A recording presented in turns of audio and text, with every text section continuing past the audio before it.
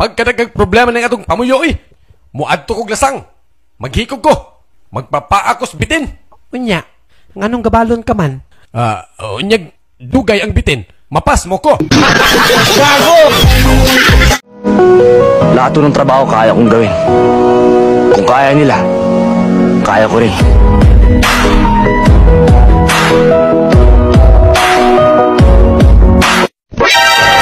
Itong kapitbahay namin, kanina pa kumakanta ng nakapagtataka.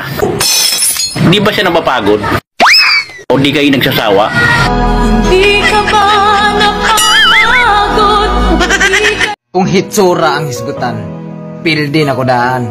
Pero ang paghigugma o pagrespeto sa usa ka babae, mauna akong batasan nga dili na nimo makita sa uban. Ate, alam mo bang ikaw yung pinakamaganda? Yung ganda mo, natural na natural. Walang arte sa katawan. Hindi ka kagandahan, pero pucha, ang lakas ng dating. Yun lang yung sa'yo, hindi pa dumadating. Magaling ang pupa ka. Pa, pinapatawag ka ni ma'am sa school. Bakit? May ginawa ka na namang kalokohan, no? Bakit ako? Hindi ko pinapatawag eh.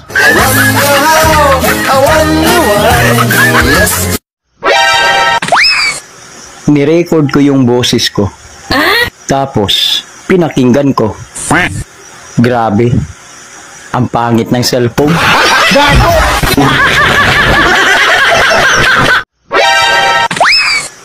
Nirecord ko yung boses ko.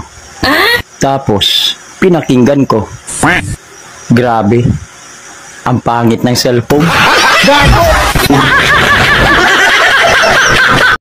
Mag-ingat ka.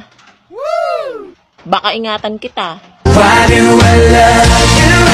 Don't even want to. Why do I love you like I do? Like I always do. Pre, anong mas masakit? Yung murahin ka ng jowa mo o sampalin ka ng jowa mo? Siyempre, mas masakit yung wala kang jowa. Pre, anong mas masakit? Yung murahin ka ng jowa mo o sampalin ka ng jowa mo? Siyempre, mas masakit yung wala kang jowa.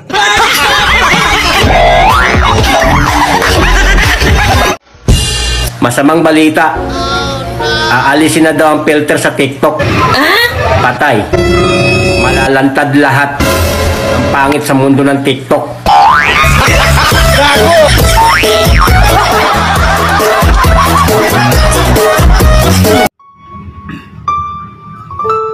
Nung bata ako, sobrang hirap namin sa buhay. Lumipas yung maraming taon na lumaki na ako dahil sa sipag at tiyaga sa trabaho. Mahirap pa rin kami. At least di na ako bata.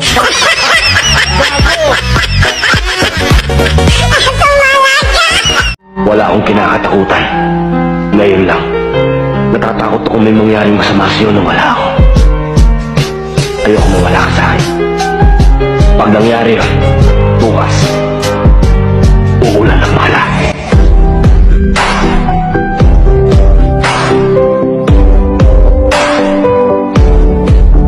Wala ho tayong magagawa dyan kasi lahat ng bagay dito sa mundo, mapahalaman, mapahayop, mapatao, lahat nagbabago.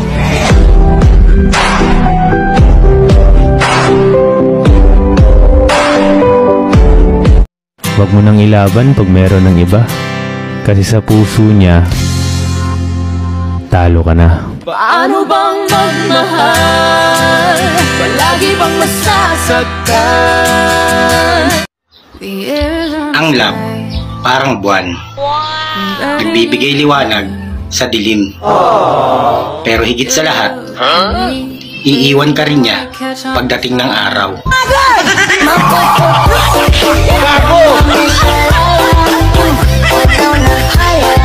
Hoy, magaling na lalaki. Sino tong baby na nag-text sa'yo? Kumpare ko yan. Baby ang palayaw. Kumpare. O hindi ayan, replyan mo yung kumpare mo, hindi raw kayo matutuloy kasi may mens siya.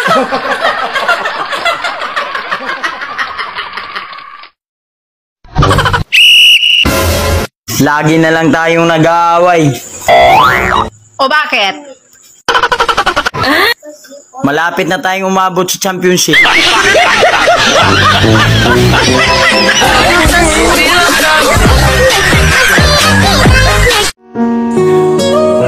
Yung nag-wish ka na sana lumamig ang panahon. Pero relasyon nyo ang lumamig.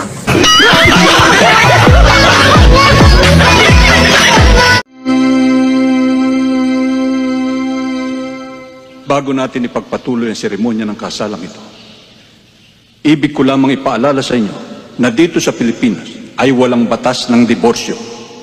Dito, ang kasal ay tanikalang gagapo sa inyo habang buhay at tanging kamatayan lamang maaaring lumagot nun.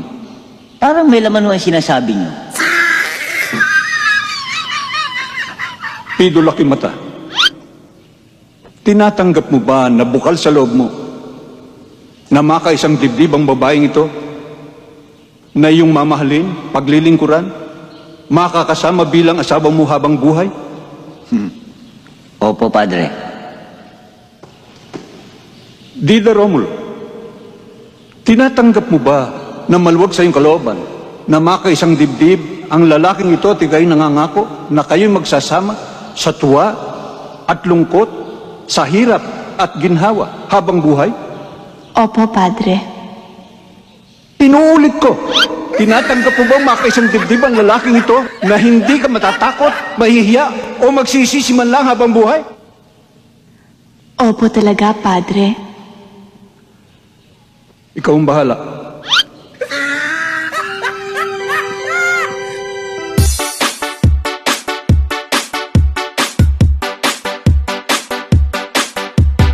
Please subscribe to my YouTube channel for more remix by Ronels.vlog on the mix.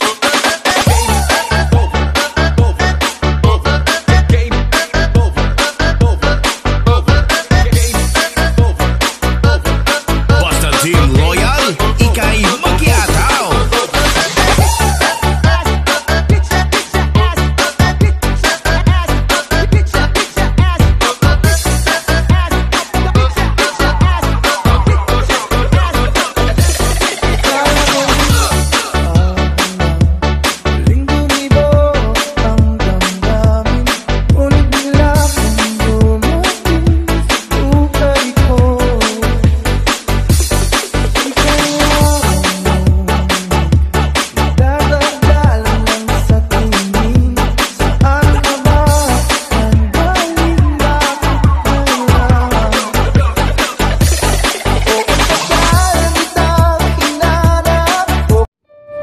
Minsan ba natanong mo na yung sarili mo ng kailan kaya ako yayaman?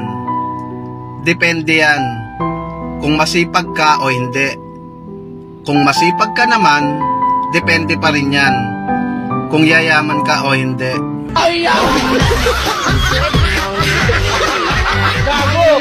Wala akong pakialam sa sinasabi ng mga tao. Wala akong ginagawa mali kaya hindi ako dapat mahiya. Ipagpapatuloy ko ang ganitong buhay hanggang sa tuloy ako matupad ng dapat kong gawin.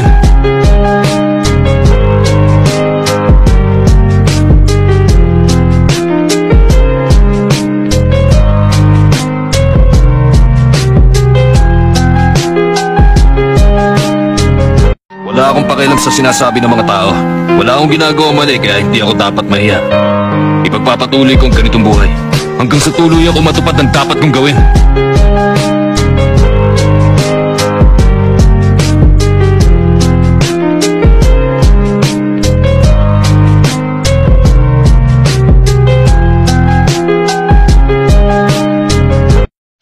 Kapag mahal mo ang isang tao, gaano man kalayo yan sa'yo, kakayanin mo. Hindi man kayo madalas magkita o magkasama, titiisin mo. Dahil ang pag-ibig ay hindi nakikita sa layo o lapit, kundi sa puso at pagtitiwala.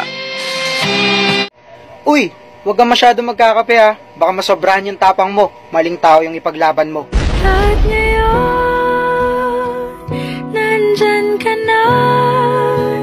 di mapaliwanag. Tuloy-tuloy lang ang laban hanggang sa may mapatunayan.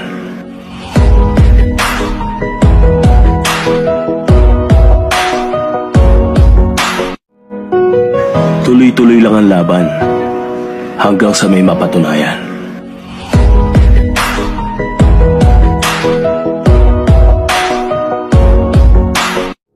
Maliit lang ang mundo ko at hindi ito tanggap ng karamihan. Kaya kung sino na lang yung nakaka-appreciate, okay na ako dun. Ang mahalaga, hindi ko pinipilit ang sarili ko.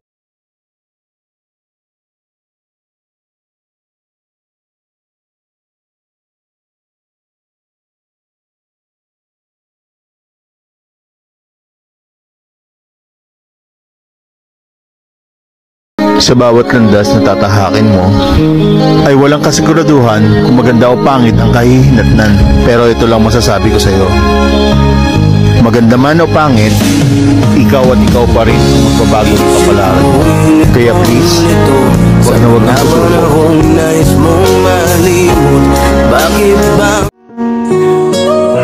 Yung nag-wish ka na sana lumamig ang panahon. Pero relasyon nyo ang lumamig.